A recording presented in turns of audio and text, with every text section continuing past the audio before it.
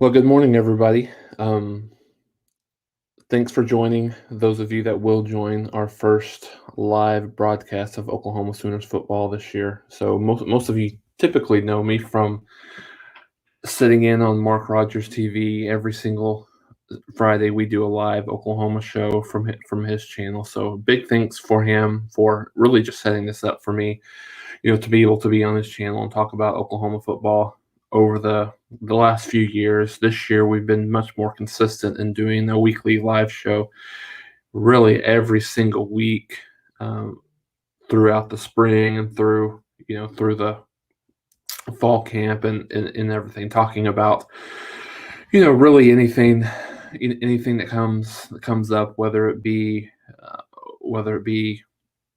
recruiting, whether it be spring practice, whether it be and now in the fall camp. But I think one of the things I'm really, really excited about here is going to get the opportunity to do pregame and postgame with you guys every single Saturday. So that's really exciting for me. As I talked yesterday with Mark, those of you that joined, I always went to the games, every single home game, went to a fair amount of road games as well throughout my career watching Oklahoma football. So was always one of the most exciting things for me going back to the vehicle after the game and listening to the post game show and talking through that. So really excited to do that with you guys this year. Through every single game. I'm actually attending the Tulane game in person. So our post game show, we'll still do our post game show, but it might be a little bit for me to kind of get back to the hotel and after the game and kind of get situated and everything like that. But so what our format's going to look like each and every week is typically about an hour and a half before the game kicks off. We'll do some pregame stuff, talk about some of the key matchups, anything that you guys want to talk about, and then post game wise, we'll try to get, as I mentioned, the Tulane game will be a little bit different but hopefully for the rest of the games, this year what we'll do is we'll go live almost immediately following the game. We'll get some stats up there and just talk about anything that you want to talk about in terms of the game. So really, really excited for that. To have you guys here and really excited to talk. So really today, this morning is what is meant for this is really kind of a test run just to make sure everything's working okay. I can see your comments and questions as they come across. So this morning we'll go live for an hour and a half, however long people are here, want to ask questions, want to know anything about Oklahoma football. So we can talk about recruiting, we can talk about fall camp, we can talk about. I've got a lot of intel on some of the individuals and some of the guys on the team, this year that have played well through camp and some of the outlook, and not all is not all is great. So, but I think there's a lot of good news and a lot of reason for optimism for this team this year. So, if you want to talk about that, you want to talk about some of the games specifically you have any interest in, we can talk through that as well.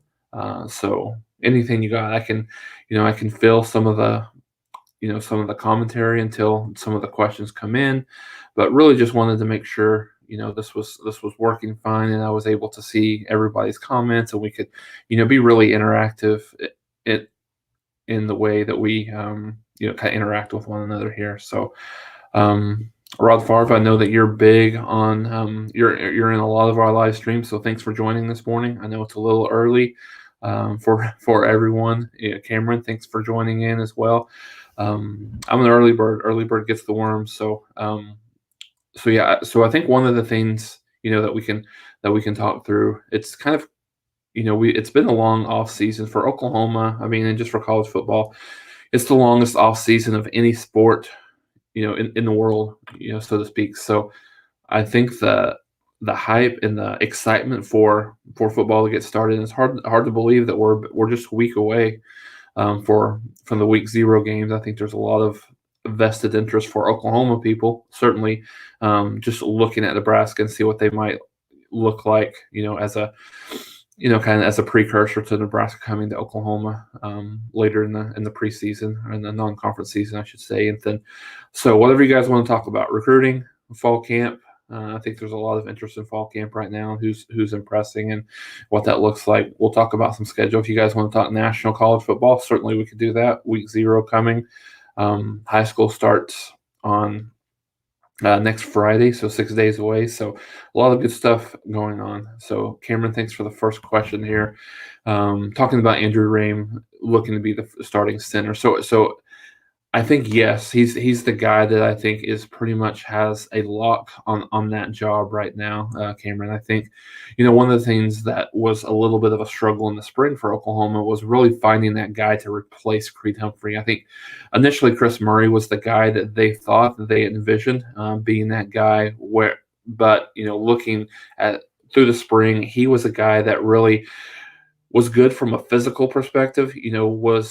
Was not really able to grasp a lot of the mental aspects of the position that Bedenbaugh asks his offensive line, and specifically his center, to get with blitz packages, where the protection is. Bedenbaugh really wants them to know the entire flow of the offensive play, just to be able to understand where the blitzes are coming, where the weak part of the defense might be. And so that was something that was reportedly he struggled with a little bit in the spring. So late in spring, Andrew Rame kind of came on and talked about Andrew Rame kind of came in towards the latter part of the spring, played a lot in the spring game at the center position and looked pretty good. I think where his weakness was coming out of the spring and into the summer and the fall camp was he needed to get stronger. And I think, all signs point to he was able to do that. Then early on in the fall, Coach Bedenbaugh was extremely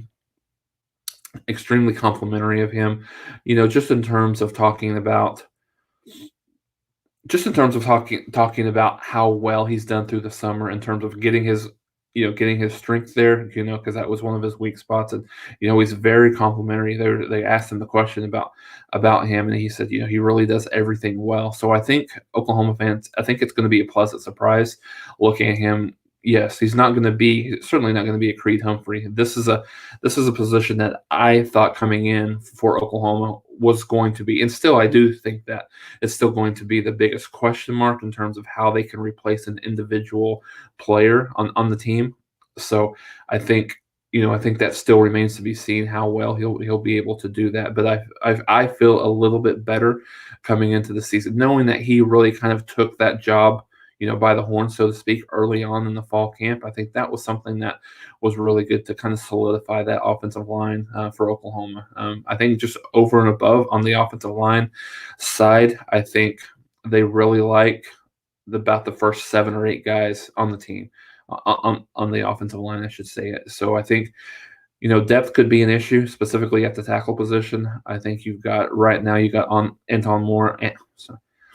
Anton Harrison working at the left side on the left tackle. You've got Wanye Morris really working behind him right now. Wanye Morris has been a little bit banged up in practice from what I've heard. So I think that's one of the areas that could be a strength, having both Anton and Wanye there. The left guard Marquise Hayes pretty much has that walked in. He was a guy that kind of flirted with the NFL a little bit as well, but decided to come back this year, which is really good for that offensive line. Certainly we got Rame. So I think the left side of the line is pretty well solidified. I think the right side is where you have some questions. Tyrese Robinson has worked a little bit at right tackle.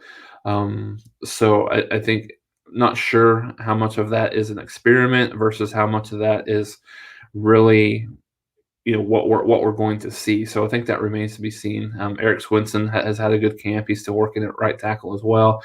Don't know. I mean, I know a lot of people just, kind of hate's a strong word, but Swinson, just because of his lack of productivity over the last couple of years at the tackle position. But he's a guy that's going to play. Don't necessarily think he's a guy that's going to start for Oklahoma this year, but I think he's going to play in that regular rotation for the Sooners. And then, not quite sure that right guard spot. I mean, right now I think they like Chris Murray there. If it looks like where they're going to play T-Rob at the right tackle position, I certainly think that they can play. Chris Murray at the right guard position as well. So I think that's one. Like I said, that's one of the question marks on this team was the offensive line, and really kind of good to see. Good to see them come forward. Beaton-Bowe has been really complimentary of them early on in practice. So thanks, Cameron, for that question. We've got another question here from The Truth about any positions there that are concerning or lack depth. So I talked a little bit about the offensive line. I think specifically the tackle position is an area that is of question mark from my perspective.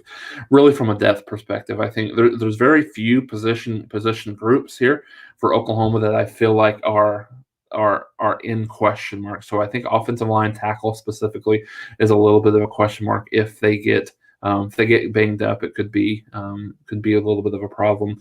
I think the running back position is another position where the depth is maybe a little bit concerning. From everything I hear, they love Eric Gray. I think he was one of the favorites in the spring from DeMarco Murray and Lincoln Riley alike. I think now in the fall they still gush over Eric Gray. I think Gray will be the first guy to come to play. So I think he'll be the number one guy. But Kennedy Brooks has had an excellent fall camp. He has been a kid that has played a lot of ball for Oklahoma, obviously, and then had the holdout or the opt-out year last year. And he's a little bit, I think he was a little bit rusty in the spring, but from everything I've heard, he's got everything back. He's ready to go. He's looking like the Kennedy Brooks of old. So, and then you got Trey Bradford, who's been a little bit banged up, but they like his speed, they like his elusiveness, his spurtability, so to speak. He's a guy that I think he's faster, quicker, probably a little bit stronger, maybe than some of the other guys. So I think he'll get an opportunity as that third back. And Marcus Major, it's hard to tell with him. There's been a lot of rumors, and I think a lot of them have been substantiated about his potential not being available, at least early on in the season, with his academic ineligibility issues. Haven't heard anything conclusive. The things that I've kind of heard behind the scenes is it's not looking great right now. So I think they're moving forward, assuming that they have those. Obviously, they have those three guys. So I think they're good. The truth with those three guys. However, if one of those guys gets banged up, that's when it gets a little bit tricky. Do you move a Jeremiah Hall in as a third back? Do you get what do you use a couple of walk-ons that they have? Jaden Knowles is a guy that's played a lot, in the spring game, been running around the program a lot for Oklahoma. So I think that those are question marks. And fortunately for the defense, there's not really any depth concerns there. They're so much better. So they're so much deeper at every single position on the defensive side of the ball. They're probably going to play 25 guys on defense in a regular rotation. There's been a lot of talk about, Grinch had talked about 14 guys along the defensive line that may have the opportunity to play quite a bit in a regular rotation. So I think even if they don't go full 14, you got 10 to 12 guys that will be able to play. You've got 6 or 7 guys on, in the linebacker room as well, and then you've got about 5 or 6 guys in the secondary that should play. So give and take, but I think you see 20 to 25 guys regularly subbed in and out there at those positions, which will be really good. So see, we got another question here talking about Nebraska. So I think it's interesting looking at Oklahoma's preseason. Non-conference season, I should say. A lot of people, when you see the Nebraska name there, I think a lot of people point to, yes, Nebraska is going to be it's a tough, it's a name team. They're not necessarily good from a recency perspective, but it's a big year for Nebraska. Scott Frost is certainly on the hot seat right now, given the issues that came out earlier in the week about them holding practice during the pandemic when they weren't supposed to. So obviously you think that's a whistleblower from inside. So maybe there's some people that want him out, on the field. They haven't made a bowl game in the last 3 years with him there, so I think it'll be a big year for him to come back. Not sure. I think we'll get a good look. Certainly get a good look at them. In week 0 next Saturday against Illinois. Make sure you guys watch that. I think that'll be a not a great game, but I think a very competitive game, just in terms of for Oklahoma, just to be able to scout and see what they have this year. Adrian Martinez is a good quarterback. He's not really been able to put it together, but it's kind of funny, kind of coming into the season right now before we're seeing anybody play. Tulane may be a stiffer test than Nebraska, so that remains to be seen. We'll go through that and talk through that a little bit as well. Question from Hot Rod here about Hazelwood. So Hazelwood's an interesting story. In the spring, those of us that were at the spring game and people that watched the spring game specifically live, he was a step slow. He wasn't completely trusting that knee coming off of surgery, and he made it the best catch of any catch in the spring. That catch on the sideline, I think it was more of almost a one-handed catch, but that burst and that elusiveness, that what brought him to Oklahoma, what wasn't there. Everything that I've seen and everything that I've heard says it's back here in the fall. He's trusting that knee a lot more. He's he's not he's making cuts clean. He's got that burst. He's got that extra ability that what made him a 5-star. But it's certainly a prove it year for him. He's a guy that has had a lot of he was injured. He didn't have the kind of production that I think he would probably want and look for. So it's a big year for him this year. It's a money year for him. He's a guy been in the program for 3 years. He has aspirations to go to the NFL. So he really needs to have a good year for the Sooners this year. And I think Oklahoma has a really good wide receiver group. I think that group has been challenged by Lincoln Riley early in the spring. And I think we'll see what they have. I think they've got 6 guys that are going to be in the regular rotation that have an opportunity to play quite a bit, specifically early on. You got Hazelwood, you got Mike Woods, you got Theo Weiss, and then you've got Mario Williams, you've got Marvin Mims, you've got Drake Stoops, and you got those guys there that will play a lot in the wide receiver position. So I think it'll be interesting. Riley typically does with his running backs and wide receivers. Whoever has the hot hand will play the most. And I think Hazelwood has put himself in position to have a good year this year. Another question here from Cameron, kind of talking about Billy Bowman McCutcheon will be starting before the season is over. So Cameron, I think both of those guys will be in the regular rotation early on. I think Billy Bowman's still, kind of fighting with Jeremiah Cradell for that nickel spot. That's a spot that, Oklahoma has really not had great play over the last couple of years. The Buki comments are what they are. I think, he was a guy that mentally, I think he knew where to be. He knew the defense, but I think physically, he wasn't able to be as big of a factor as Grinch and the Oklahoma defense would have liked at that position. Insert Trey Norwood halfway into the back half of the season last year, and Oklahoma really was one of the best defenses in the country. They gave up 16 points a game over the last over the last 6 games of the year last year. So I think that's a position that Oklahoma needs solid play. So everything you hear out of the camp is Jeremiah Cradell and Billy Bowman are really playing well. I do think that you'll see Billy Bowman returning kicks. I think Marvin Mims will still be your punt returner, but I see probably a Billy Bowman and maybe a Trey Bradford combination, returning kicks for Oklahoma.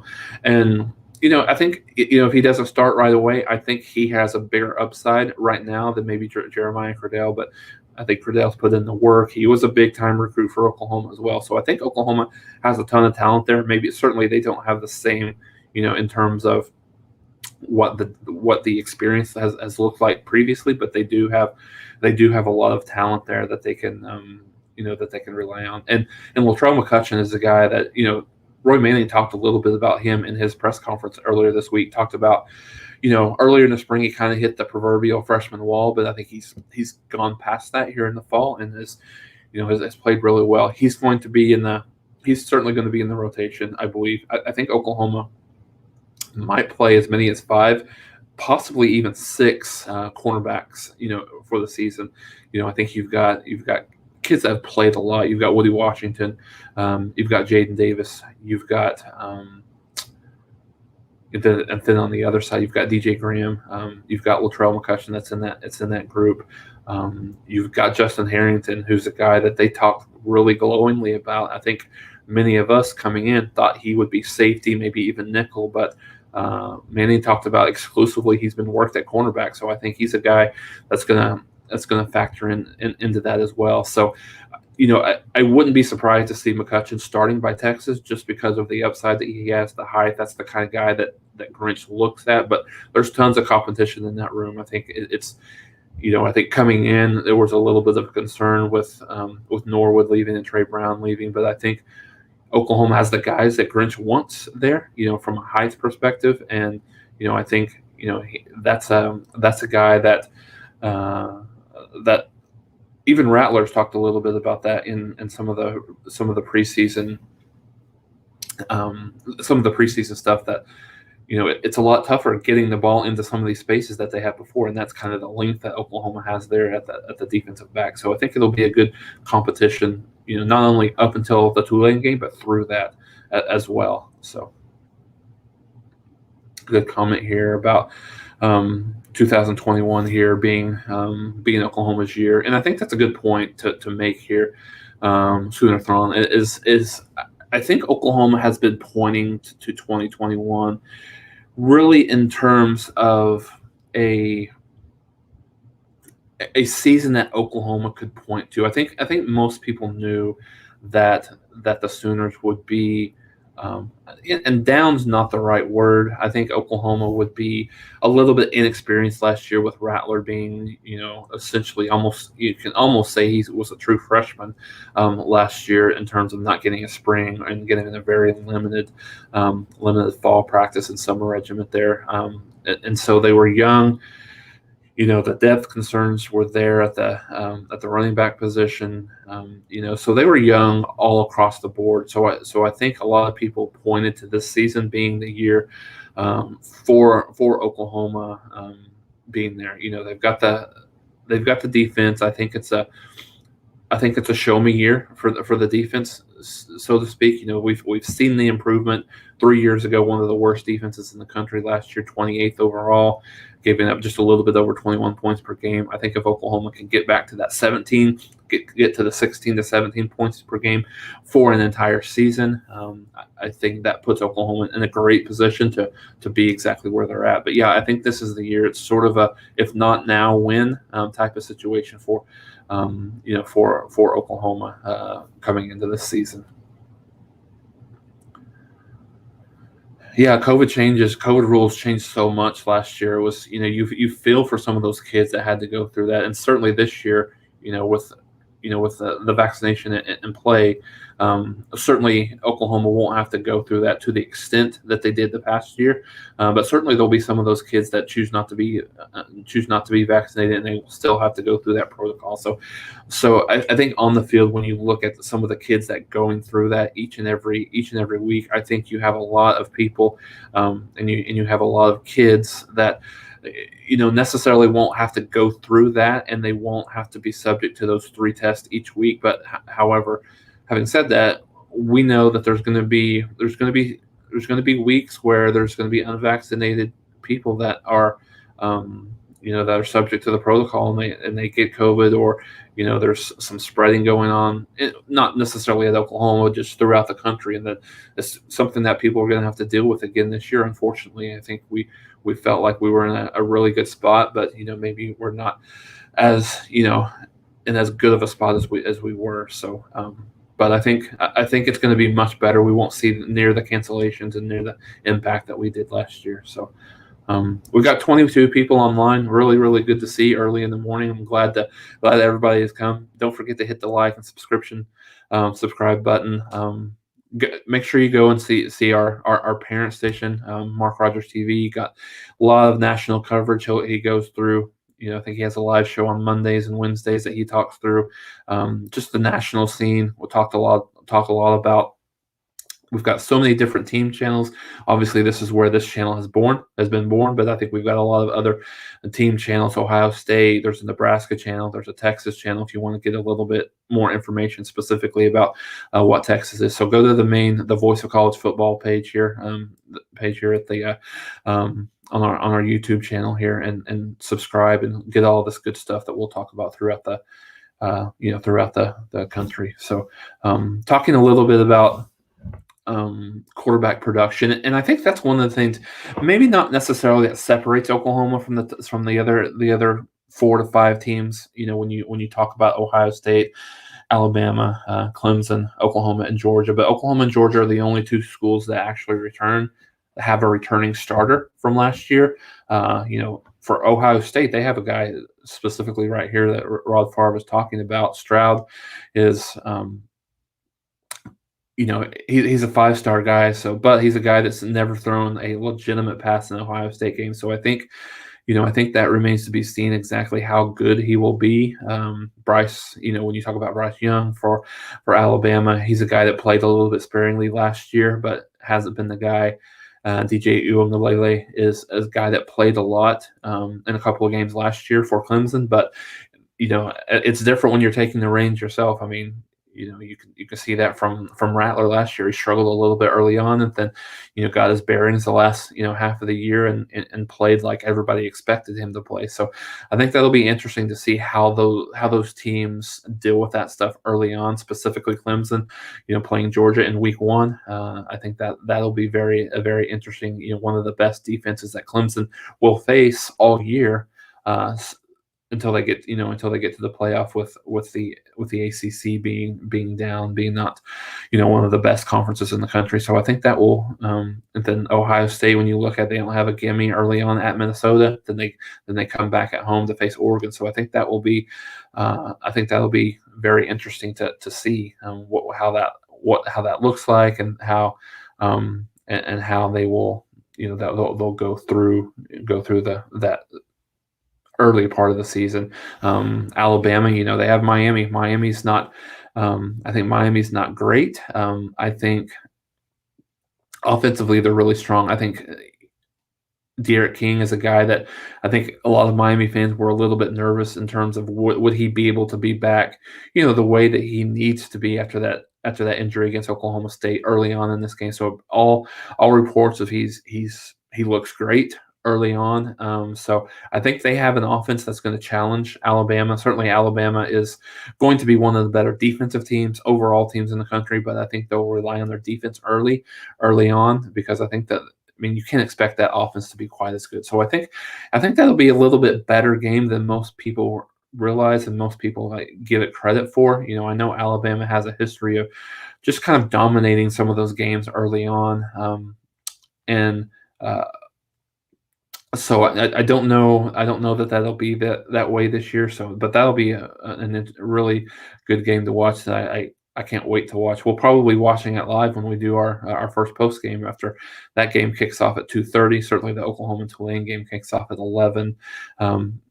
There in New Orleans. So that'll be a game that we'll all be watching together, and I'll be having an eye on while we're talking about the post game here for Oklahoma football. There's a lot of talk here about the Oregon-Ohio State game here. Really, really interesting game. I think Oregon's a really good team coming into the season. They've got a couple of really good running backs. Travis Dye is a really good guy. CJ Verdell is a really good running back as well. So they've got a couple of good backs. I think for me, the biggest question mark is at the quarterback position. Anthony Brown is a Boston College transfer. I'm not sure how. Not sure if he's the guy that's going to lead you to a championship, maybe a Pac-12 championship, but not maybe not necessarily a win at Ohio State. I think watch out for that.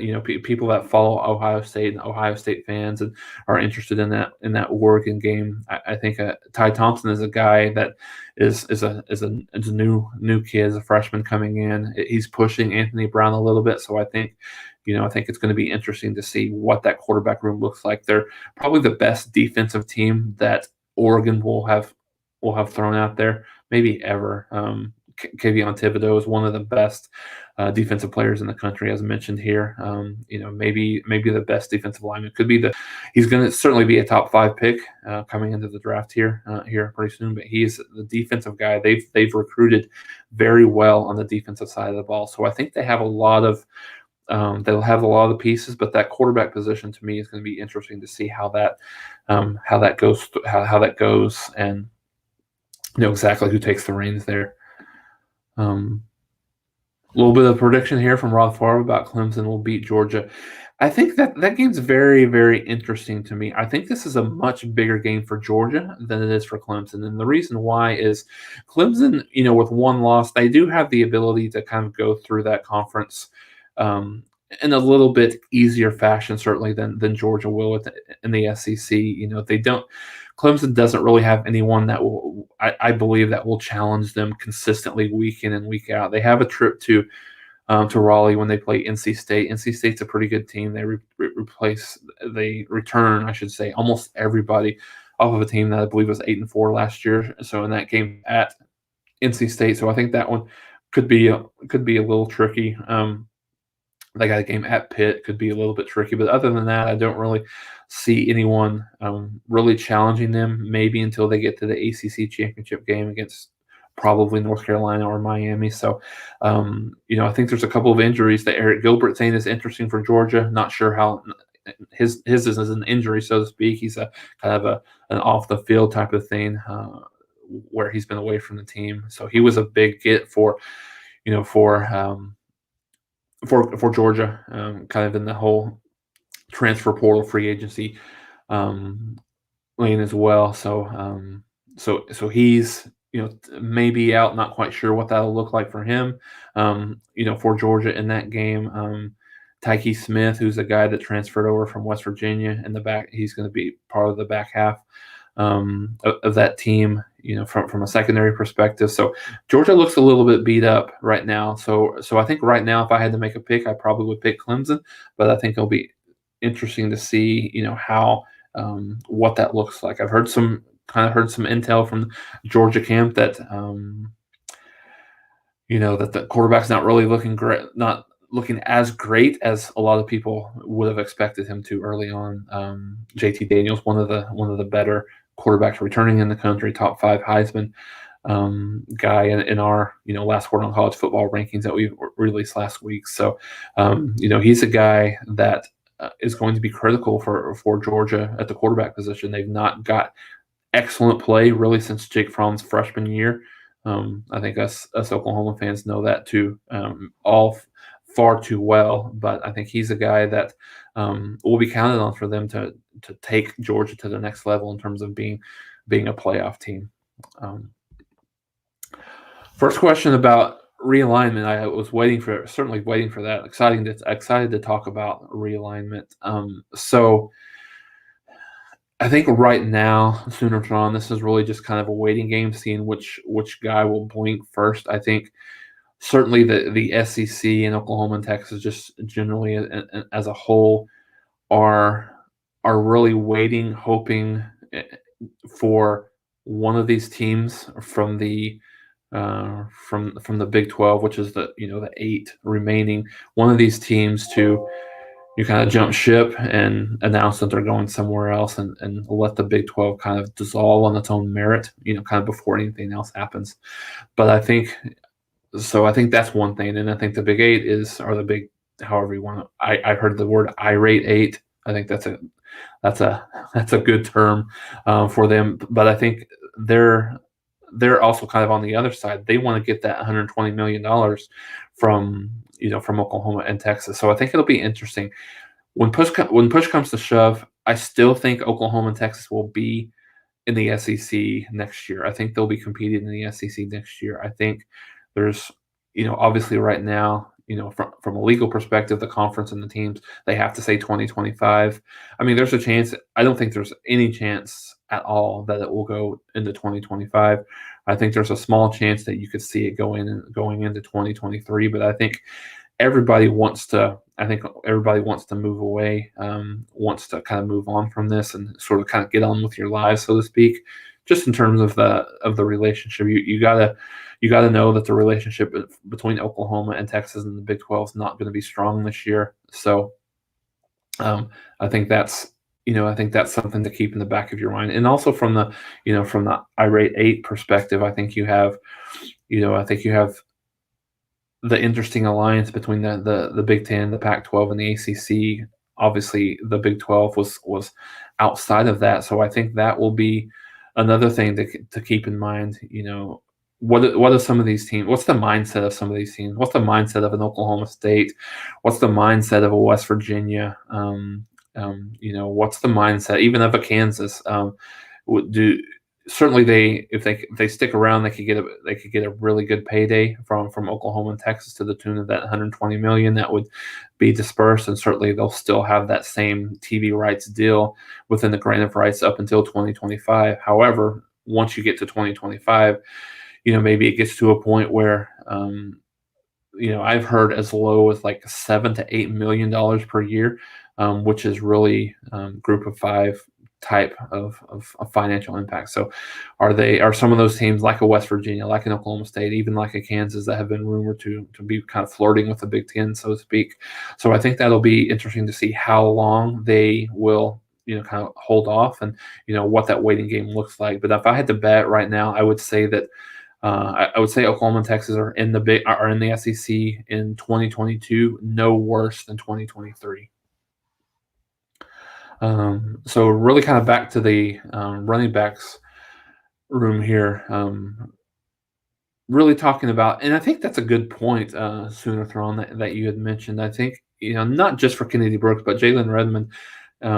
They talked about him as well as two of these guys that, maybe they appreciate the game a little bit. Maybe they appreciate, what they lost in terms of, being away from the team for a full year. I think, Jalen Redmond was really honest, really talking about he thought that was a really good thing for him, having to get kind of like an injury, when you're used to playing a lot and then you're going through, an injury, a riddled year or a couple of years of injury, then you're back to healthy. I think it gives you a bit of perspective, just kind of looking at, just being away from the game and seeing, exactly how much it means, it means to them, kind of, going into the season. So I think it's the very same thing could be said here for Kennedy Brooks and Jalen Redmond alike.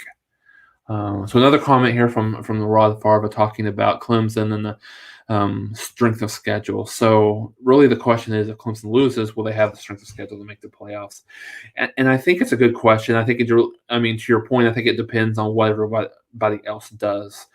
I think a question for the I'll just be kind of push this back. I saw something the other day that was talking making their predictions for not only the college football playoff but the national championship game as well. And one of those questions was they had Alabama going undefeated and losing in the SEC championship game to Georgia, but then they had Ohio State going undefeated. They had Ohio State losing one game, but then they won the Big Ten championship. So in that situation, who do you award the last playoff spot? A team like Alabama that went undefeated throughout the year, but they don't have a conference championship, or a team like Ohio State that lost one game, but they won their conference championship. So I think that's an interesting discussion to have. So yeah, I think it really just kind of depends on what the other teams do. Farva, I think it's an interesting thing to discuss. Certainly, I always love to discuss those hypotheticals within the college football playoff and what that looks like. If Clemson loses that first game and then they roll off 12 straight wins, what kind of weight does that Georgia loss give to a team like Clemson? So I think it'll really depend on what some of those other teams do. I don't think we're going to see a ton of undefeated teams this year. I think you could see a scenario where a lot of these teams will drop a game. So I think that'll be also interesting to see as well.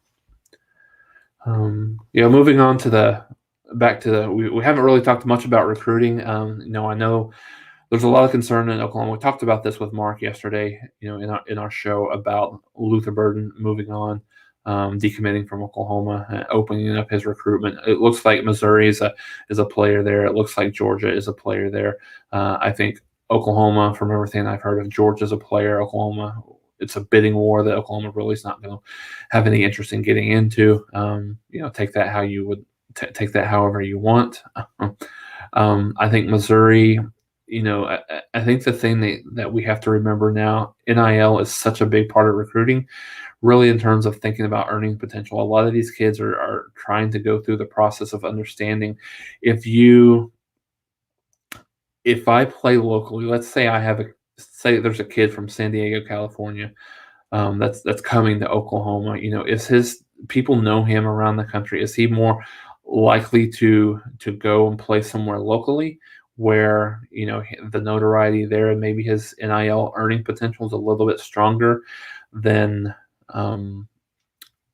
where he would be maybe at an Oklahoma, where maybe he's a little bit unknown until he makes a name for himself. So I think that's something that's going to happen through the recruiting cycle.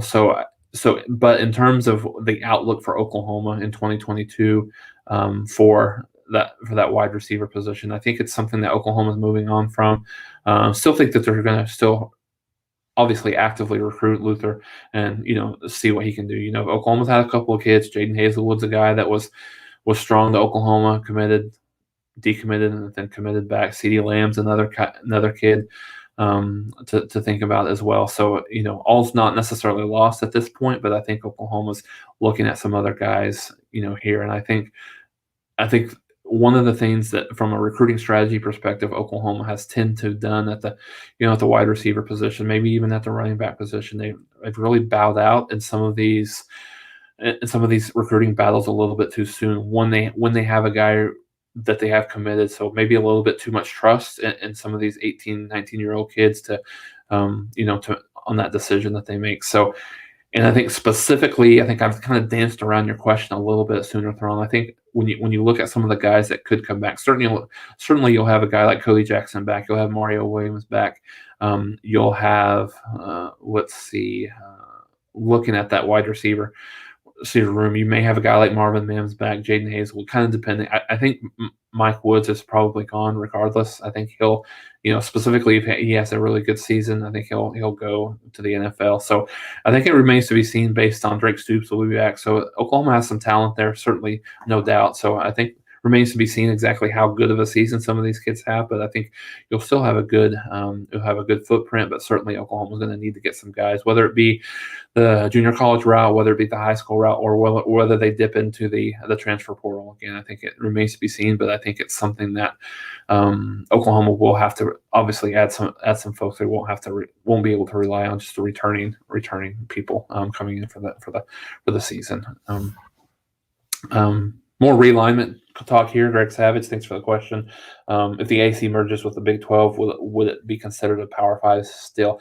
I think from the perspective, it just depends on when that happens. I don't think so. I think long term, I think if that happens early on, I think the Big 12, let's say the ACC merged with the Big 12 and it still was part of the Big 12. It wasn't a situation where the Big 12 merged with the AAC.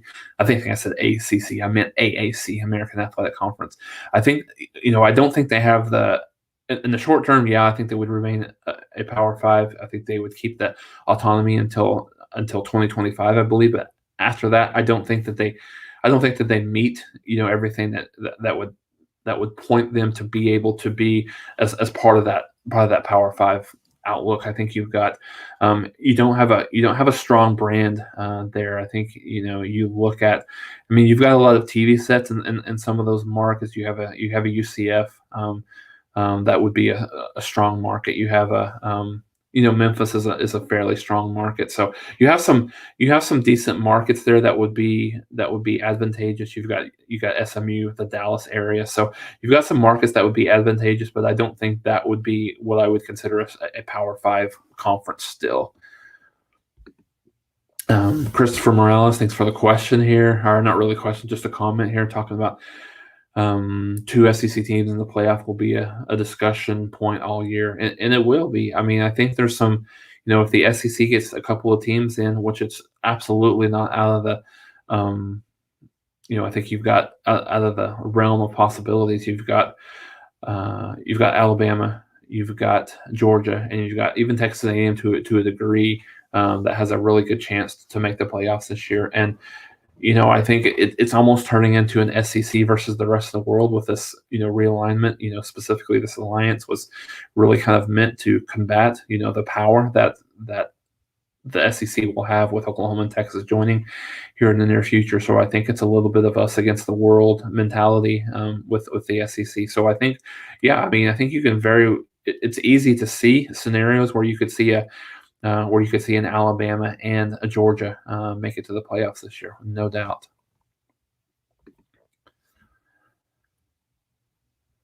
Another question from Suler Thrawn here. OU is going to play Georgia at home in 2023. Will they stay? Will they stay? Will we get it home with Michigan? I think it's a really good question. I think the scheduling part is very much really one of the biggest intrigues for me coming into that. Not only this question in terms of what does the non-conference look like, but really kind of the question in terms of when you think about it, really in terms of exactly what that schedule will look like. Is there going to be a pod system?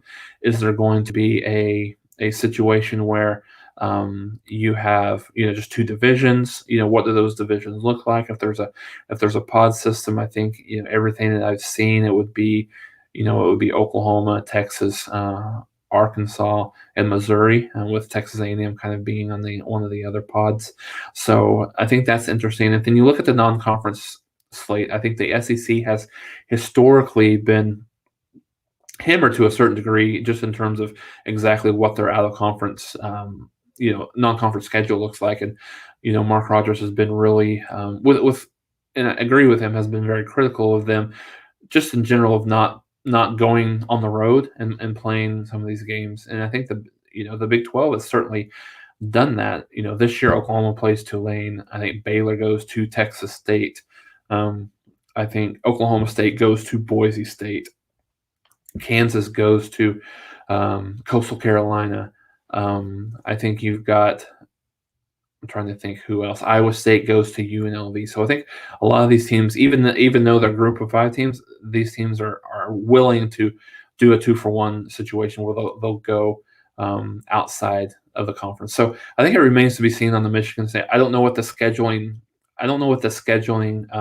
thought process will be thrown as we look into next year or the next few years. If they'll continue to maybe schedule some of those marquee non-conference games, or will they limit that a little bit, understanding how big of a conference schedule that the SEC will be versus the Big 12. And I think it's a good question specifically about Oklahoma State as well. I think early on, I don't know that Oklahoma and Oklahoma State will be playing each other, at least not every year. But I think we'll see a little bit of a situation like Oklahoma. Like Texas and Texas A&M. They, I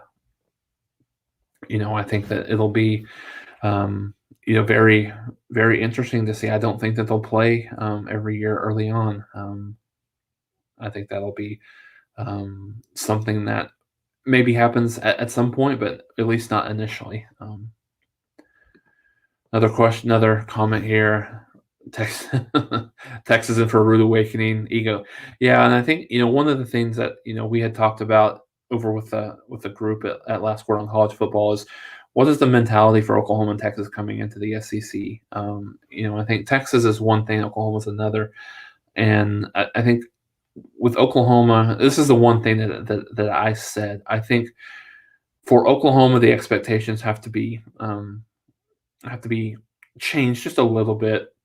If you're Oklahoma, you can't go into the SEC expecting to play for a championship every single year. I think if Oklahoma, here's what I said: if Oklahoma is in a position where they are in the SEC championship game 5 out of 10 years, and they win an SEC championship 3 out of 10 years, I think you'll take that as being successful. I think Oklahoma is much better positioned to go to the SEC now than they were, say, 5 years ago.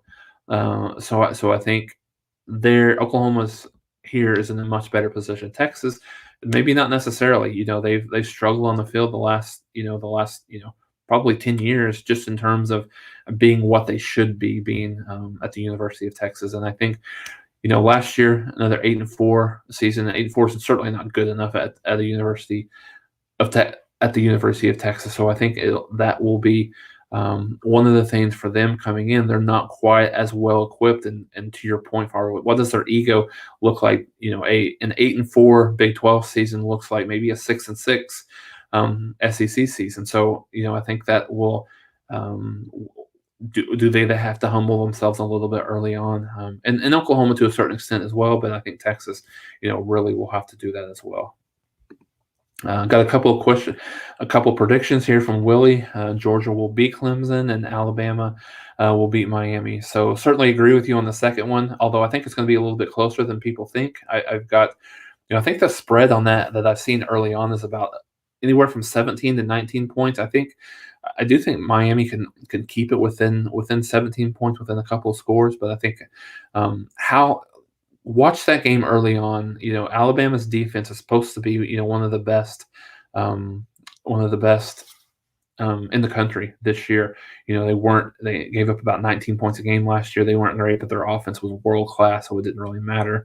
Ohio State had, an NFL team littered with NFL talent, and they couldn't keep up with Alabama last year. So I think it's something to keep a watch on early on is if Miami is able to move the ball with any kind of consistency early on in that game. I think you could see this being a fourth quarter game.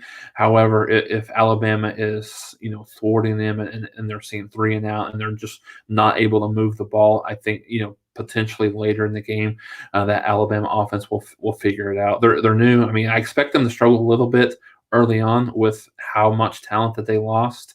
But I think it's something that they'll figure out maybe as games and the season early on goes along as well. Ill Midnight Music, thanks for the shout out. Yeah, it is pretty early for a live stream, I think, but that just kind of shows the excitement that I have for Oklahoma football and college football to start. So I appreciate the respect and dedication. Hope you'll keep joining us for real throughout the season and on Fridays here, but throughout the season as we go pregame and talk through, specifically some Tulane stuff early on, and then throughout the season as well. But to have this question, who do you think will be returning? So I think we'll still see Marvin Mims returning punts. I think he was so good in that capacity last year. I think there's a lot of question marks. There's a philosophy question when it comes to returning punts, and do you put your starters on the punt return team, kickoff return team, or are you worried about injuries to a point where you don't necessarily put your best guys out there? And I think Lincoln Riley has really taken a page from Bob Stoops in terms of you put your guys out there. I think it was very interesting. There was a question that was posed to DeMarco Murray about that very subject, and he knows maybe better than anyone, given the fact that he was a guy that got injured on special teams, specifically before the national championship game against Florida in 2008, I believe. So I think that's a school of thought, but I think they operate under the thought process of that we're going to have people, we're going to have our best players that we feel that are best at that position returning punts. So I think we'll see Marvin Mims returning punts. You'll see Drake Stoops returning punts. He's not as elusive, but I think he's very sure-handed there as well. So I think they have a lot of trust in him. I think over the past few years, they tend to have guys there returning punts and kicks that they have a lot of trust in. However, I think there's a couple of kids to keep your eye on that I think are just extremely explosive. I think there's 3 guys that I think from a kickoff return perspective that you'll see. I think we'll see Billy Bowman. I think he'll be a guy that will be returning kickoffs. He's too good. He's too electric. He's too athletic with the ball in his hands. And I've heard a lot of good things about Trey Bradford returning kicks as well. He's got a speed and really an extra gear that Oklahoma hasn't had at the running back position in a while. So I think you'll see him, returning kickoffs as well. So I think those are the three. Those are the three guys that I think that we'll see starting. I think you could see Mario Williams kind of enter into that fold a little bit on the kickoff returns, but I think those are the guys that they seem to be fairly set on right now. Yep, agree. For the most part, agree with that. Yeah, Bama over Miami, Ohio State over Oregon. I think that'd been a little bit interesting if that game was in Oregon. A little bit more interesting with that being at in the shoe. I think I certainly have Ohio State winning that game as well. Question about Farouk. I think he's a guy I really haven't heard a whole lot of, and a lot of my intel that I've gathered through fall practice. So he's a guy that came in the fall. Didn't have the opportunity to come in the spring, but I think he's probably a guy that's I think is probably going to redshirt, might play in some of the. I think more so than anything because of the depth that Oklahoma has at the wide receiver position. I mentioned the top 6 that I think that we'll see, but I think Farouk is a kid that's going to play in the future. I think he's a guy that, one of the other questions was about the recruiting. I think he's a guy that will enter into the 2022 season, having every opportunity to be a contributor. But I think it certainly remains to be seen at this point, but he's not a guy that, I've really heard a whole lot about, early on in the season, in the fall practice, I should say, a fall camp season. Who wins? Washington at Michigan. I think that's a very good game. I think that's I think that's either week 2 or week 3. It's the ABC primetime game. I think it's a big year for Michigan. Well, I mean, I say a big year for Michigan. They, last year they had one of the worst seasons that they've had in quite some time, and what did they do? They rewarded Harbaugh with a contract extension. I think the quarterback position is key. I think Cade McNamara is going to be the guy for Michigan. They've announced that early on, so I think that'll be interesting to see. Who's the guy there at the quarterback position for Michigan. I think Washington is a team that they're kind of an underdog pick to win the Pac-12, and I think it's going to be interesting how that works out for Washington, early on in the season. But this is a big game for Michigan. I think it's a bigger game, for Michigan, because they always have higher expectations. Washington is actually in the top 20, preseason, and they're, like I said, they're a team that could make some noise in the Pac-12. But I think if I had to pick right now, I probably would go Michigan just because of their, really just because of their home field advantage there at the Big House. So throw on go Michigan at home, yeah. That's another underrated game in week 1. One of the games that I'm really excited to watch along with, really kind of comes on at an hour later after the Alabama-Miami game is the Texas-Louisiana game. I think it's interesting. It's a very intriguing game. You could see a situation where Texas could potentially start 0-2. I mean, it's not something that I'm necessarily predicting, but at the same time, I do think that they could be in a position where they could go 0-2 in terms of having Louisiana at home and then going to Arkansas in week 2. So I think the quarterback position is going to be critical for Texas. I've heard Casey Thompson was initially there as the guy. I think that most people thought. I think Hudson Card's really made a move here in the fall. And I think it's right now, if I had to lean, I think everything I've been hearing, Hudson Card might be the guy, but I've also been hearing some things that they could potentially be playing 2 guys early on, and I think that's a little bit of a recipe for disaster. It's just a little bit concerning for me. If I was a Texas fan, I would like to have seen one of those guys separate themselves, early on. early on because of that. So I still think Texas will beat Louisiana. They will. I think they will beat Arkansas from a prediction perspective, but I think it's not something I don't think it's going to be. I don't think they're necessarily just going to go in there and roll Louisiana. Louisiana's a top 25 team, and for a team like that to have the respect to be in the top 25 AP early on in the year, I think that's really big for their program, and kind of the respect goes in. They've got they return almost everybody on that team, specifically on offense. So I think they will be. I think they will be really good, and so like it's a great challenge for Texas early on in the season. So let's talk a little bit kind of go position by position. Um, Looking at, and then if you guys have any questions specifically about any position or players, we'll talk through that, specifically kind of looking at the defensive side of the ball. As I mentioned, I think Oklahoma's going to play about 25 guys on the defensive side of the ball. Overall, early on in the season, they've got about 10 to 12 guys that they 10 or 12 guys that they'll play on the defensive line. I think from a starting perspective, I like on the outside you're going to see.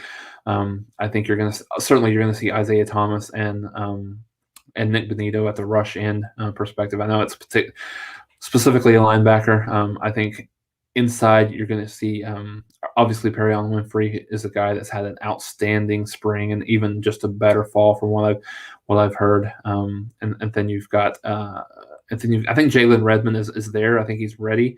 I think he's back to where he needs to be. But you've got a lot of guys that are going to play there. Inside, you've got Jordan Kelly, you've got junior college transfer Isaiah Coe, you've got Josh Ellison, you've got Lauren Stokes. You've got a lot of guys in there internally. You got Corey Robertson. You've got a lot of guys in there in the internal side of the defensive line there, that will play a lot. I think they feel comfortable with about 8 guys in there, early on that will be able to play from an end perspective. Obviously, you got Isaiah Thomas there. I think Reggie Grimes is a guy that's going to play a lot. He's going to enter into the fold. Clayton Smith is a guy. I think he's going to play as a freshman. I think it just depends on. I'm not quite sure exactly how. I think he's flashed a lot here in the fall. I think, the game was spinning just a little bit for him in the spring, but I think he's been more consistent, stronger here in the fall camp. So I think he'll get some playing time. How much time does the guy like Ethan Downs get on the defensive line? I think that's really interesting to see. As well from the defensive line. Then when you go to the linebackers, it's really kind of the same. Really the same story from the defensive line perspective. When you look at a guy like David Agwebu, who's a guy that really needs to take that next step. Deshaun White, another guy who's played a lot, who's going to be asked to play a lot as well. Within this, David Agwebu looks like he's the guy that can be a big time player for Oklahoma this year. He looks the part, but he's got to do it on the field consistently. So, and then you look at some of these new kids. You got Shane Witter, who's not played a ton, but Brian Odom's really high on him, saying he's making less mental mistakes than he ever has before. Then you look at, Danny Stutzman has got the freshman. I think there's a question here about the Arizona State kid. Oh no, that was specifically on the punter, but I think there's some questions about the linebacker perspective. How many guys will they actually be able to play? And then the secondary is going to be strong as well. I think they've got a lot of depth there. They've got a lot of talent there as well. So we haven't really talked about the punting a lot here in the question here.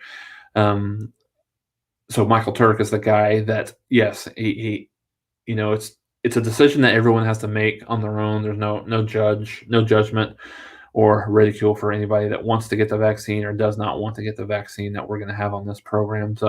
But I would say it's a big question mark. I said, yeah, I mean, you have to roll with the punch, and I think that's that's your prerogative, as an individual, as a player. If you don't want to get or if you don't want to get the vaccine, you have to understand that you're going to be subject to be COVID tested every single week, multiple times a week. So I think with what Oklahoma has from a depth perspective in the specialist Sooner throng, I don't think it's a big concern.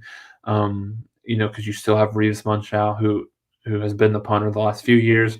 You still have a guy like, you still have Michael Turk. You have Josh Plasner, who's a guy that transferred also from Arizona State, who could punt if they need to. He's a long distance. He's probably going to be their kickoff specialist this year.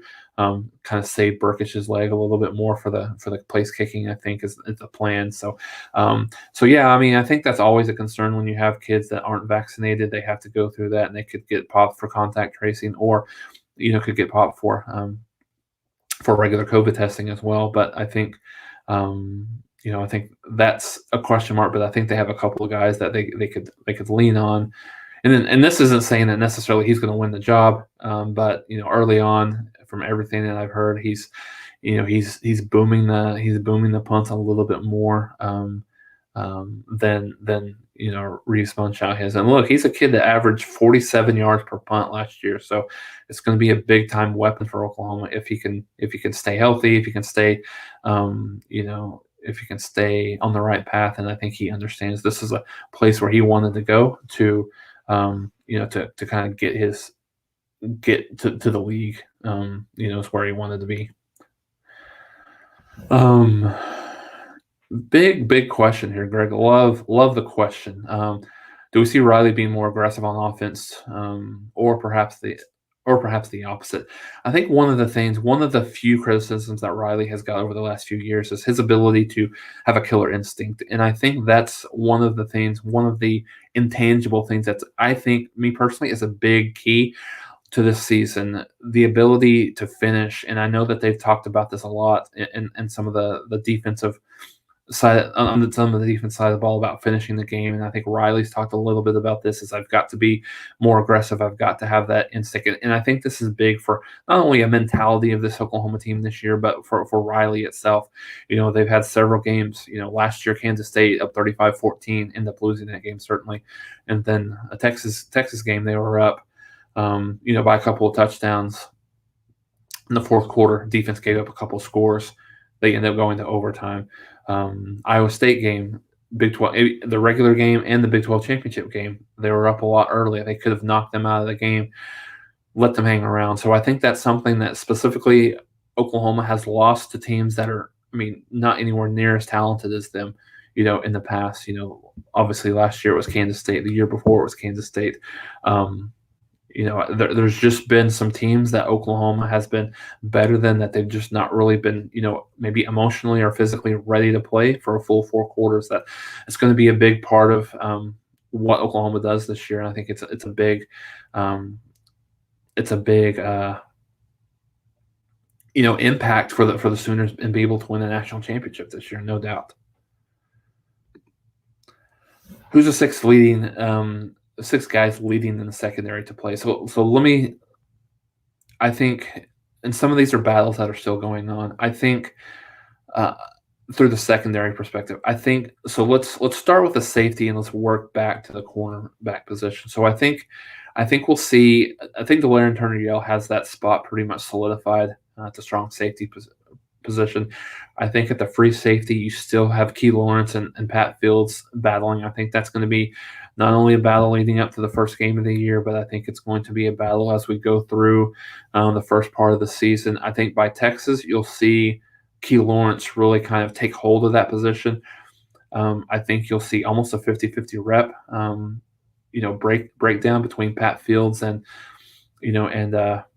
Key Lawrence early on in the season. I think Key Lawrence's problem sometimes is bringing that consistency every single play. I think from a lot of the things that I've heard, once he brings it, once he has that consistency, he's one of the best defensive players on the team. However, it's bringing that, understanding what he needs to do, what the bar is at Oklahoma, and it's not easy to unseat a guy like Pat Fields. So I think, looking at him, he's a guy that Oklahoma trusts a little bit, but I think Grinch has made it very clear you're not going to play just because you've been here. It's not one of those situations for Oklahoma. So the best guy is going to play. So I think there's certainly a little bit of trust that goes into that, with Pat Fields being a multiple-year starter, being a guy that's played a lot. And it was a team captain last year as well. So I think you'll see a lot. Not sure who's going to start. I think that remains to be seen, but I think it'll be interesting to see, that battle continue throughout the fall camp here.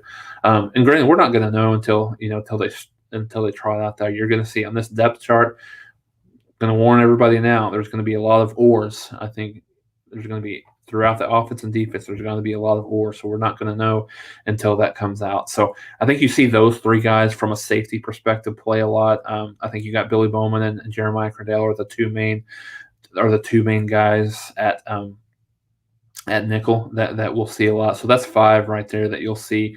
So I think you're probably looking more at overall secondary. I think I said 6. I meant specifically the cornerback position. I think you'll probably see around 9 or 10 play overall in the defensive secondary. So those guys at the safety and cornerback are at the safety and nickel position. Cornerbacks, I think you've got some combination of DJ Graham, Jaden Davis, Woody Washington, Justin Harrington, Latrell McCutcheon. I think those are the 5 guys I think that they feel pretty good about, right now.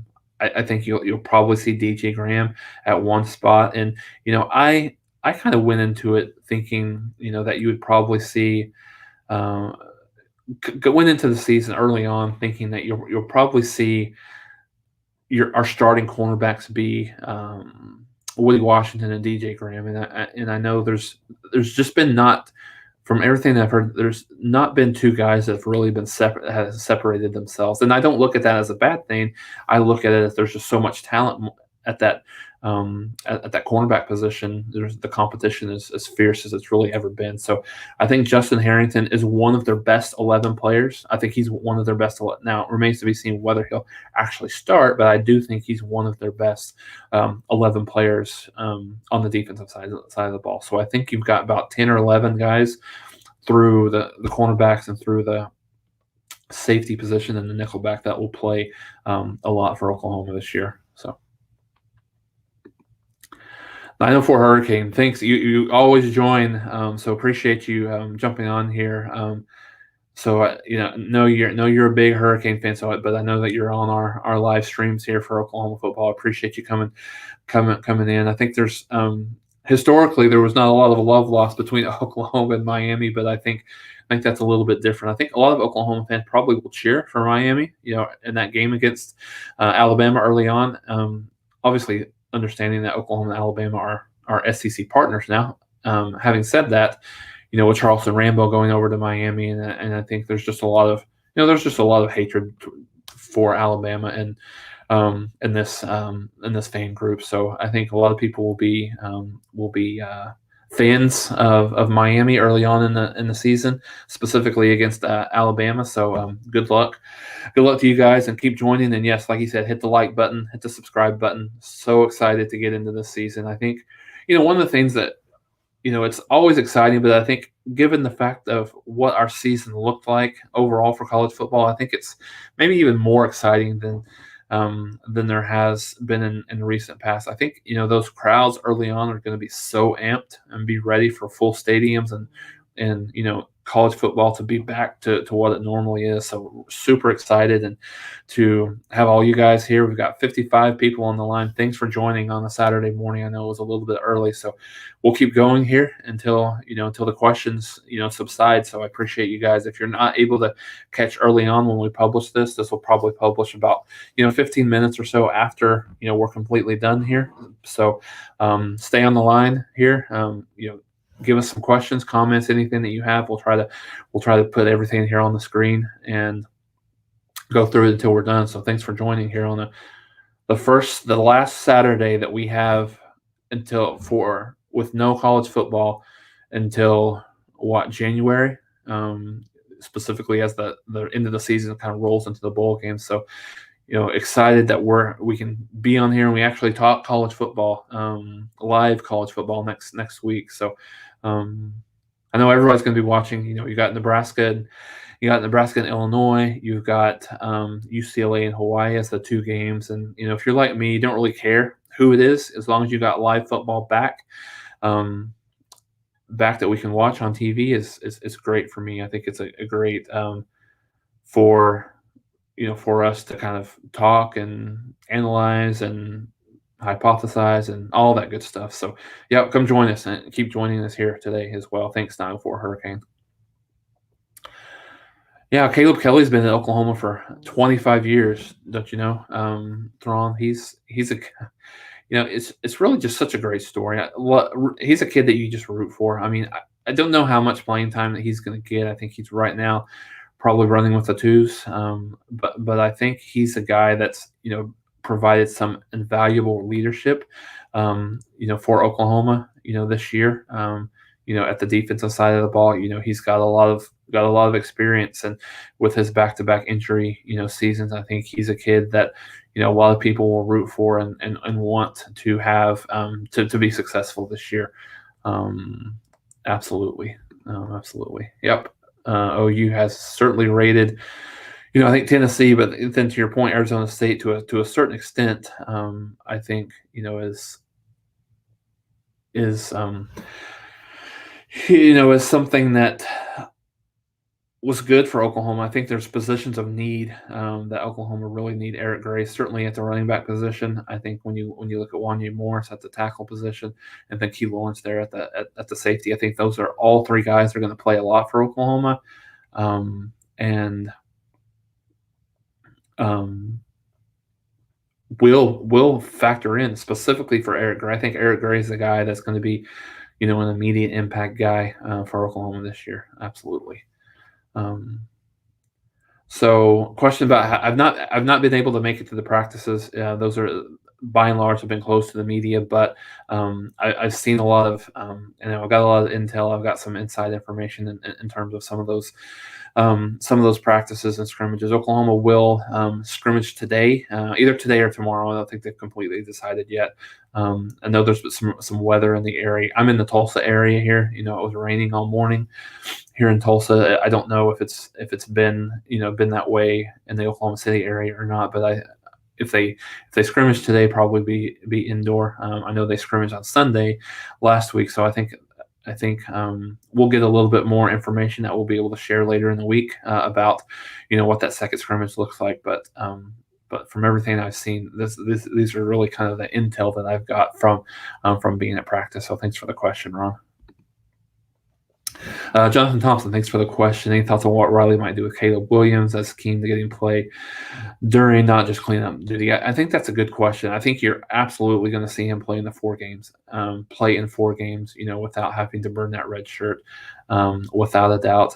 I think he's got a little bit of a different skill set early on than Spencer Rattler does. Rattler he's quick, but he's not fast. I think one of the things about him last year that was a little bit of a critique is just his ability to move in the pocket, and he doesn't have the speed that a Kyler Murray or a Jalen Hurts does. I think Caleb Williams does have that, so would not at all, Jonathan, be surprised to see him in some packages. Maybe not as much early on, but as the season goes on, specifically in Big 12 play, when those teams are a little bit more familiar with some of those with Oklahoma than maybe some of the non-conference teams are. I think you might see some of that. As you remember, Oklahoma used some packages with Kyler Murray when Baker Mayfield was still the starting quarterback, specifically against Georgia in the in that playoff game. So yeah, I think we'll see some packages. I think you've got the mindset that Oklahoma has the mindset this year, and it's something that you have to have that.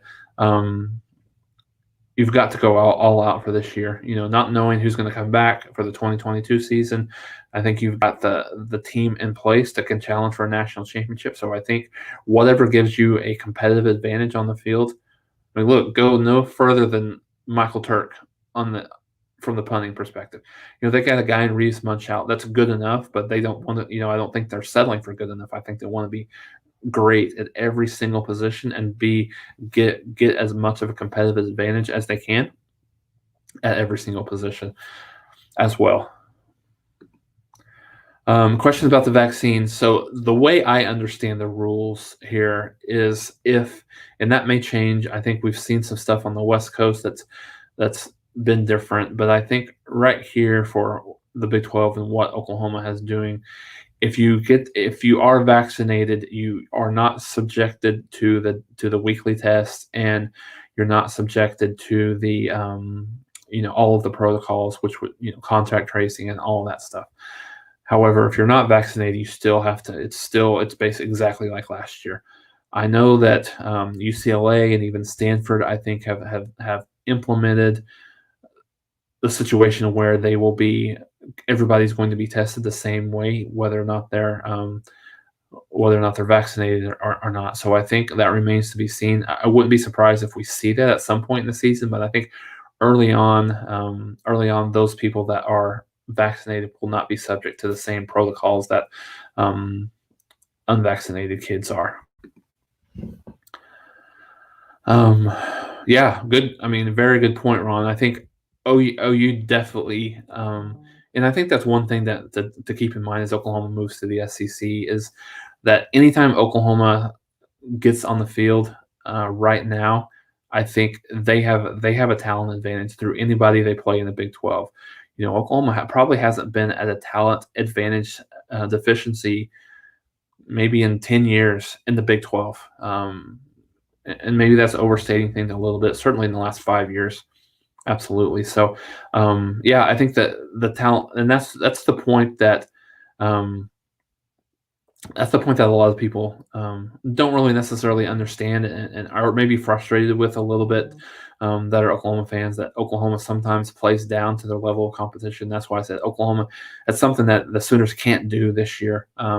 They can't. They can't be play to their level. They've got to put your proverbial foot on their neck and crush them. I think that killer instinct has to be there, instilled within the team and with Riley as he's calling plays on offense and things like that. So I think it's a little bit of a learning process for him.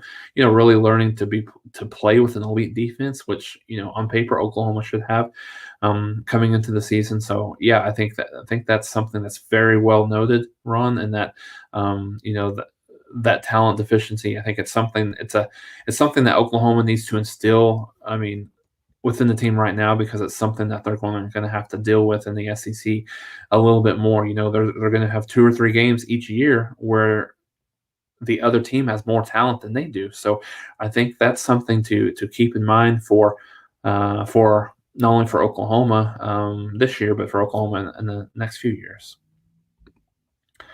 Yeah, Harrington got hurt last year. Really unfortunate for him. I think he was one of the kids that they were extremely excited for. But yeah, I think Oklahoma, knock on wood, has been relatively healthy through fall camp. So I think it's something where they're being able to move their best foot forward. So he's a kid again, much like in the same vein that we talked about Kennedy Brooks, in the same vein that we talked about Jalen Redmond, guys that have either opted out or been out. So it gives them a little bit more perspective. It maybe allows them to want it a little bit more than some of the other kids. So I think that point's well taken, and I expect Herring to be a big part of what Oklahoma's doing this year, no doubt. Toughest team we play is Iowa State. I would certainly agree with that. Obviously, on paper, and we went through our predictions of the Big 12. Certainly, I still have Iowa State as the second best team in the league and finishing second. Keep an eye on TCU. I think TCU is going to be a much tougher team than a lot of people give them credit for. I have them finishing third in the conference this year, just behind. Really, I have them tied with Iowa State at second, but I have Iowa State winning the tiebreaker there between the two.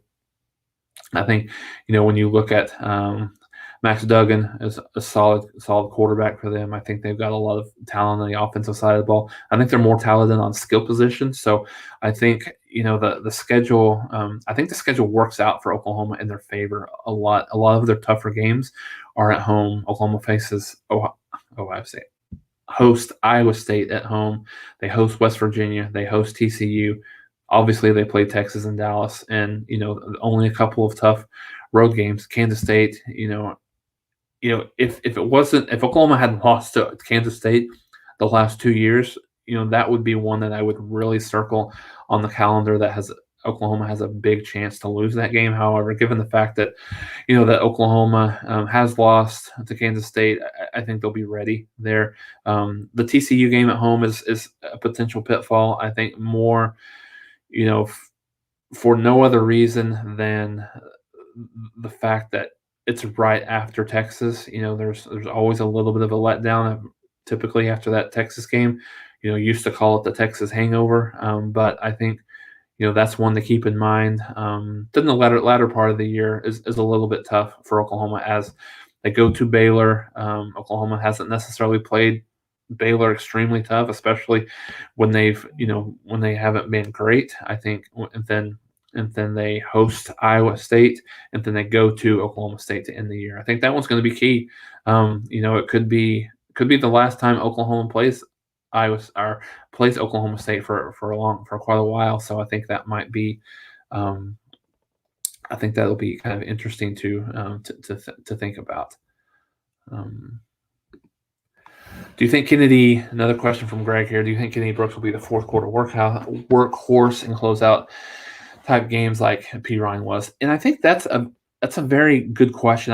I heard some commentary the other day about maybe a concern for, and I really haven't thought through this a lot. Maybe some concern for Oklahoma is not having a big finisher at the running back position for late in games, as you mentioned here, Greg. Ramondre Stevenson was that guy.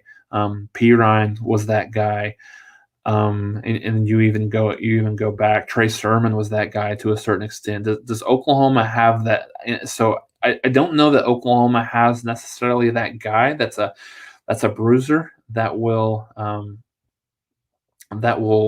be able to kind of be that workhorse and use their physicality a little bit. So I think that's interesting. If I was to pick one, it probably would be Kennedy Brooks. I think. Although you could look at Trey Bradford as a guy that's a little bit more physically, more of a physical specimen, I think, than Kennedy Brooks. So I think that kind of remains to be seen. I think that's going to be something that's interesting to look at early on in the season to see what Riley does. Riley is typically kind of a hot hand type of kid or type of coach in terms of looking at whoever's hot, that's who he gives the ball to a little bit more, especially even if it's in the fourth quarter, closeout type of situations. But I think that'll be something to watch in terms of who gets the ball late in games here for the Sooners in the season. Thanks, Mike, for the question here about possible expansion. I think when you look at the expansion, let's keep in mind that this alliance for the Pac-12, the Big Ten, and the ACC is not necessarily going to be a realignment type situation. I think it's going to be more of a situation where there's like a scheduling alliance. I think it's kind of financial in nature in terms of being able to combat with the SEC. Having said that, yes, I do remember his comments, and I think, it's valid to say that that the Pac-12 will be looking and potentially, but I think they're not going to do it just from a football perspective. I think it's got to make money. I think it's got to make sense financially.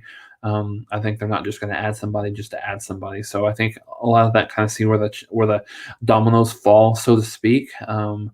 It's certainly not in hand with the alliance, but I think if they got the right opportunity, same with the Big 12.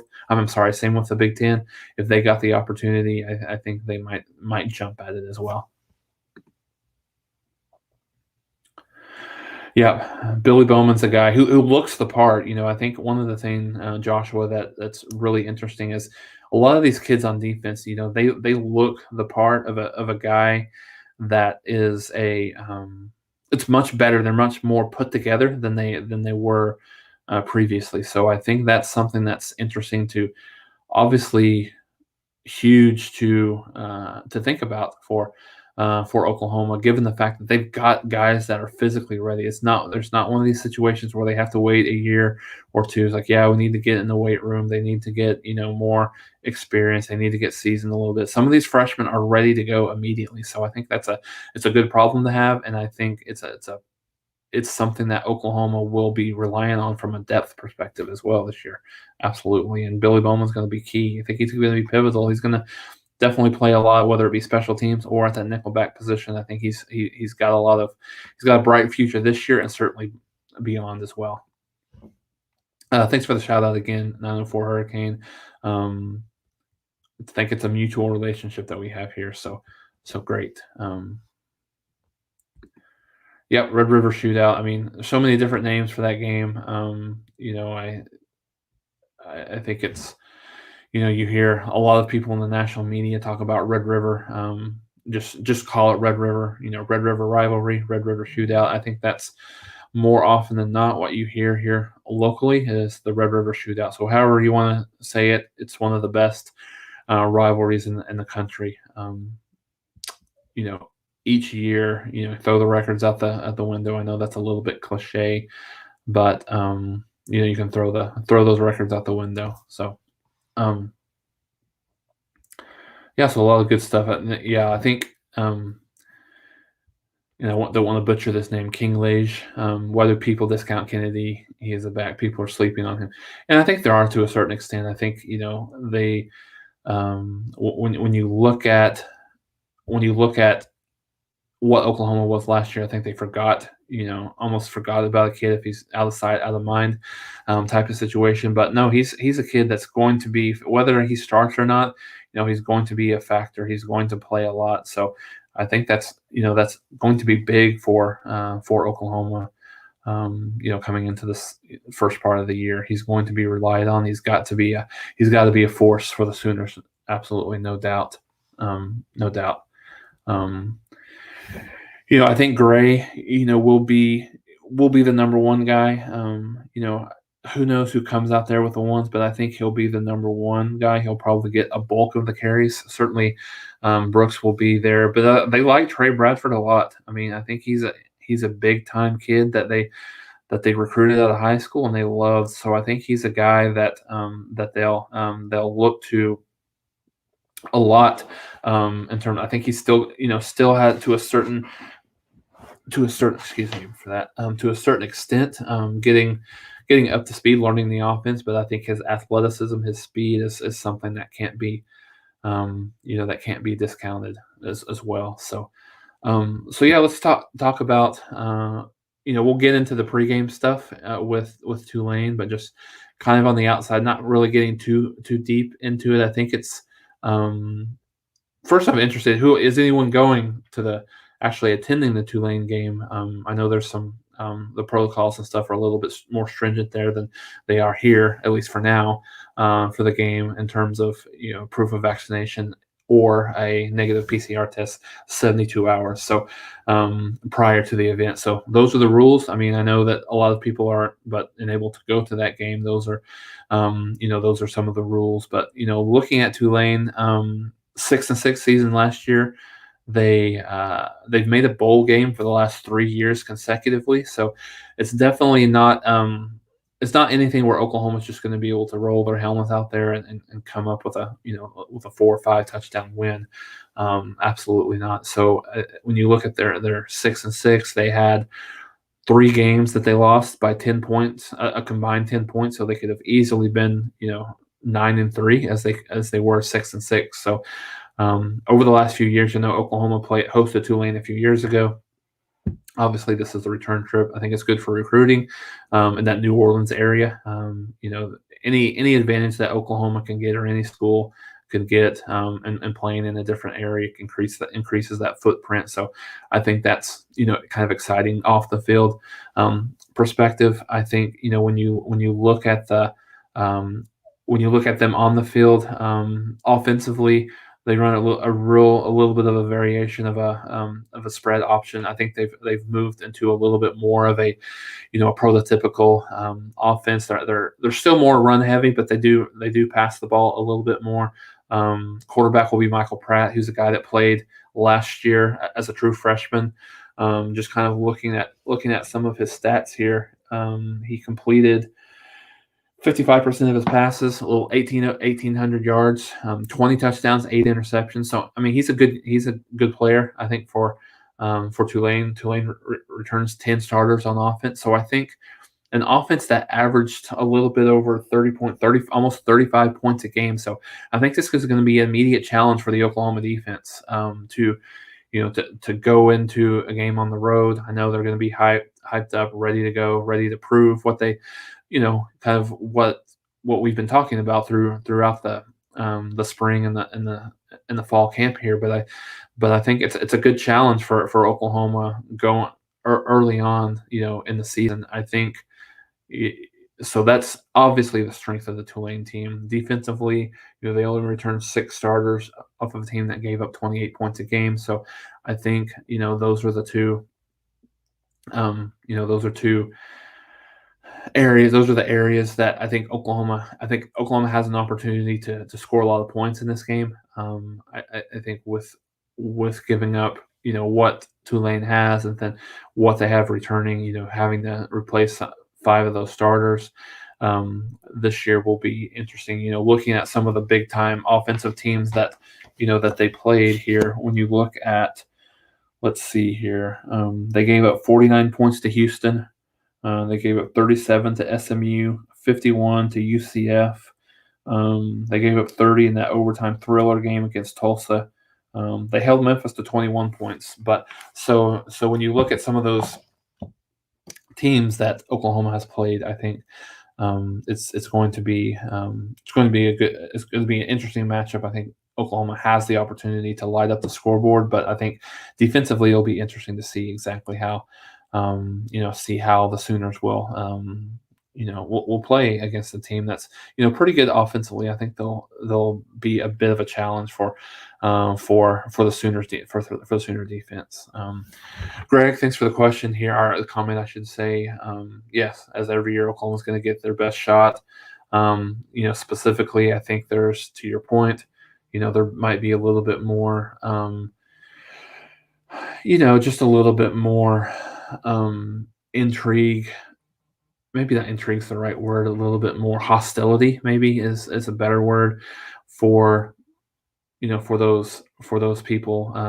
For some of those teams that specifically Oklahoma State or later on in the year. The thing I'm looking for is for those of you that are going to go to the Red River Shootout in Dallas this year. Do we see?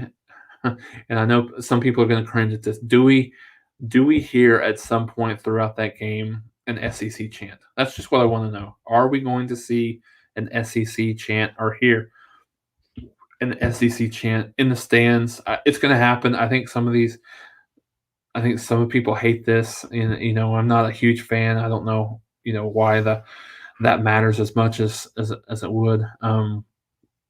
Don't see it at any other conference, but I guarantee you there's going to be some people that you're going to see that. So yeah, I think aside from that, Oklahoma's going to get everybody's best shot, absolutely, especially with everybody's going to want to beat Oklahoma and Texas, and they're what maybe they think is their last year before the end of the season, before they move that.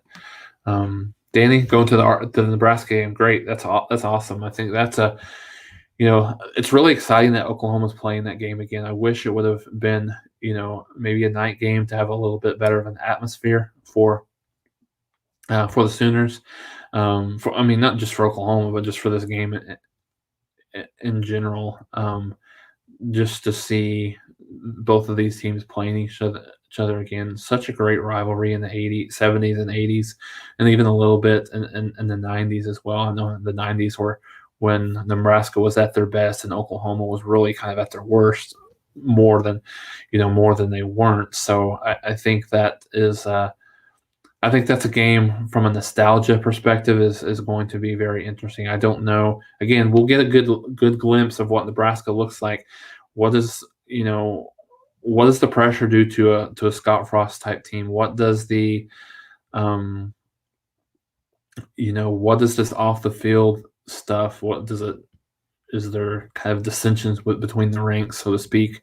Is there some turmoil there? What does that look like? So I think we'll get a good idea. If they can beat Illinois, Nebraska probably comes into that game at Oklahoma undefeated. They'll probably be 3-0. I think they have 3-0 or 4-0 before that game. I believe they have Illinois, and I know that they have Buffalo and Fordham before. I think those are the 3 games that Nebraska has before. So they'll be there if they can get by Illinois, which I think Nebraska's favored by a touchdown, but I think it's going to be a pretty good game. One of the games that I'm excited about as part of week 1 or week 0, I should say. So yeah, I think that's going to be. I mean, any way you look at it, it's going to be an exciting game. It's a great game to go. Yeah, I think I like Tulane. I think they're going to be. In terms of a mid-major team, they're in the middle of the pack in the AAC, so they're not a world beater or anything like that. But I think it's a good test for Oklahoma to start the season. I think 20 points or less is a definite. I think where I would be if I was Oklahoma has to be in a position where they hold this team to 10 to 14 points. I think you look at an Alabama coming into this game, you look at a Georgia coming into this game, you look at a Clemson that would come into this game. If Oklahoma allows 17 to 20 points, it's not time to panic, but I think it's time to then you have to look at it. Is this Oklahoma defense going to be as good as we think they are? Because they're going to play teams that have better players, better athletes. Nebraska may not be as good, but they've got better players. They've got better athletes on that side of the ball. Texas will have better players. TCU will have better players. Almost everyone that Oklahoma, maybe not everyone, but I think you're going to see a good 5 or 6 teams that Oklahoma has that Oklahoma plays will have better players than Tulane does. So if Oklahoma's if it's 17 to 20 points, I think it's a little bit concerning early on. But I think, and a lot of it depends on how they give up those points. I think the depth will allow Oklahoma to be even more competitive and in kind of the blowout type fashion games that they've maybe not necessarily been. Gave up a lot of early, or gave up a lot of late touchdowns and late scores when it didn't matter a whole lot. So I think that might be a little bit better this year for Oklahoma. So yeah, I think what happens, how do they give up those points is really very interesting to me to know, just from an evaluation perspective. Do they, if they give up 17 points, is it a late touchdown? Is it a turnover that Tulane gets deep in Oklahoma's territory? How does that happen? So I think that goes into the consideration. But if I'm looking at this, yes, this is a really good performance. If Oklahoma gives up 10 to 14 points, I think we could say, yeah, this defense is ready to. And granted, they're going to get better from here, from there on out. Just the first game, but I think that's something that will be very interesting to watch in the week 1 is how good is Oklahoma's defense, because they've got the notoriety and they've got the pub and the hype like no other defense that Oklahoma has had since probably 2003, 2004, and so can they do it? They've got to do it on the field, absolutely. A lot of questions about the chant, or a lot of comments, I should say. Think it'll happen from Sooner. Greg doesn't hope it doesn't happen. Rod Farva, thinks it will happen as well. I think it'll happen to a certain extent, but not sure exactly how much it will. So, well, guys, I appreciate all the questions, all the comments. Enjoyed being here with you guys. So we will we'll go ahead and close it down for today. I think I'm super excited. So tell all your Oklahoma friends. We will continue to do our live feed on Friday next week. Next week we'll do some Tulane stuff in our live feed on Friday, and then we might go live. I think I'll probably go live again Saturday, this upcoming Saturday, a little bit later in the morning. We'll probably do it in conjunction with some of the games that are happening around the noon time, is when Nebraska and Illinois kicks off. So we'll do that. We'll take some questions and comments, and we'll talk college football, we'll talk recruiting, we'll talk Oklahoma specifically. We'll have some more stuff in depth in terms of what Oklahoma's looking like this year from a fall camp perspective. What are some guys that are returning? So share this, like this. If you're in Facebook groups on Facebook, share this and get people to subscribe and hit that notification bell so you know exactly when we're going live throughout the season. And then we'll like I said, we'll talk Friday with Mark like we always do, and then next Saturday we'll do another live session kind of like this to just talk about anything and everything Oklahoma football, college football related, and get on it. And so excited to have you guys with us. So excited to have you guys with us this year as well. And so one last question. So the pregame will start. So what we'll probably look at doing sooner on is having the pregame start a couple of hours before the game starts. So I think the fact that I'm actually attending the Tulane game, what we're looking at is 8 a.m. For the pregame for the Tulane game, since the game starts at 11 local time. So we'll do 8 a.m. Typically every week thereafter, we'll do 2 hours prior to the game starting. So we'll do some we'll do some player breakdowns. We'll do some anything and everything that you would typically see out of a pregame and postgame show. Postgame, as mentioned, we'll try to do that as much as we possibly can immediately following the game, but then but for this first game it might be an hour or so afterwards, but we'll get to it as quickly as we can. So share, like, talk about this on Twitter.